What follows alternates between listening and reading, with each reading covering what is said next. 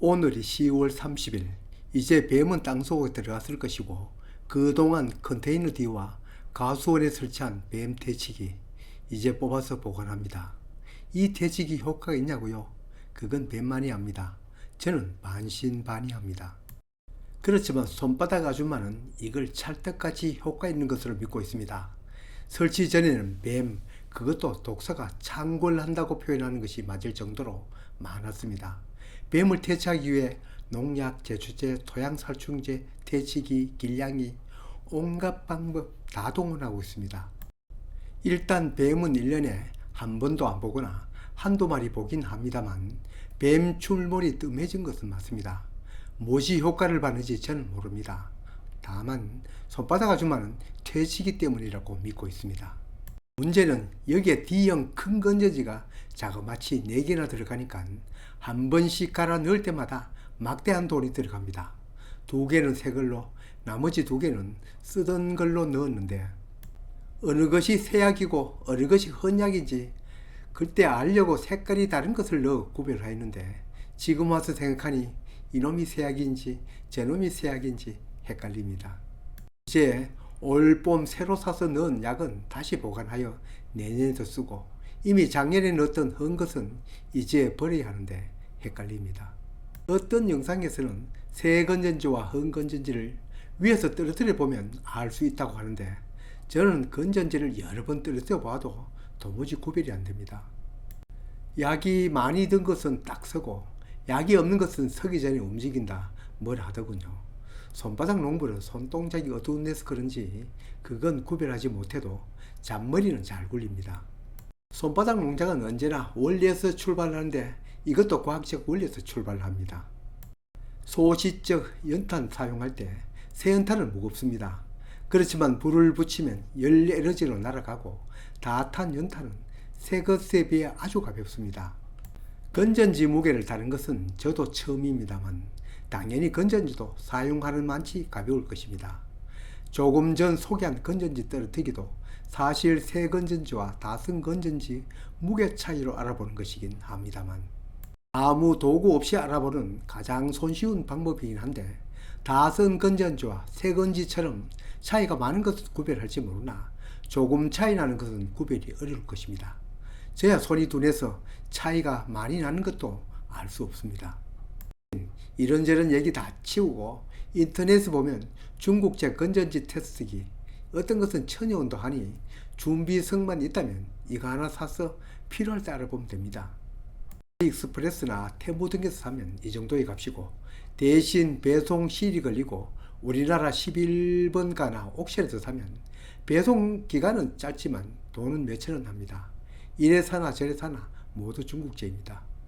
중국제 싸구려라 해도 쓸만은 합니다. 그러다가 고장나면 버리고 그저 싼 값에 사서 쓰는 겁니다. 어쩌다 보니 중국제 홍보하는 것 같군요. 바로 오늘의 주제 저울에 달면 됩니다. 주방에서 쓰는 디지털 주방 저울이 있으면 간단히 알아냅니다. 이건 136.5g, 0.1g 단위인데 1g짜리 단위도 괜찮습니다. 이건 132.6g, 앞에 잰 건전지보다 약이 틀림없이 더 적을 것입니다. 이건 133.0, 아니 132.9이군요. 색깔이 다른 이 건전지는 144.2g, 지금까지 잰 것 중에는 무게가 가장 많이 나가는군요. 또 한 개 남은 색깔 검은 건전지 143.3g, 이건 조금 전에 잰 것보다는 살짝 가볍게 보이네요. 헷갈릴까봐 잴 때마다 그 무게를 써두었습니다. 가장 가벼운 것부터 무거운 차례로 늘어놓아 보았습니다. 이제 알았습니다. 올봄에 새로 넣은 건전지가 검정색 건전지였는데 그동안 까먹은 모양입니다. 무게가 많이 나가는 검정색 건전지 2개와 혹시 또 모르니 은색 건전지 중에서 그래도 무게가 가장 많이 나가는 1개만 보관하고 나머지는 이제 폐기하면 됩니다. 이것도 영상으로 소개하려면 여기까지만 해서는 안 되겠죠. 정말 그런가? 당연히 검증이 있어야겠죠. 앞에 얘기했던 건전지 잔량 테스트기, 옥션에서 측정기 1930원, 배송비 2,500원, 도합 4,430원 주고 구입하였습니다. 몇 가지 모양의 기계가 있지만 세 번째 것을 구입하였습니다. 기계마다 장단점이 있는 것 같습니다. 여하튼 영상 만든다고 거금 4,430원 들어갔습니다. 전파상도 하지 않은 제 입장에서는 불과 몇천 원이지만 사실 필요 없는 것입니다. 저울만 있으면 되니까요. 이제 테스터도 하나 구입하였으니 검증에 들어가겠습니다. 먼저 무게가 가장 많이 나가는 144.2g 짜리를 약이 얼마나 남아있는지 알아봅니다. 오, 눈금이 녹색 칸에가 있습니다.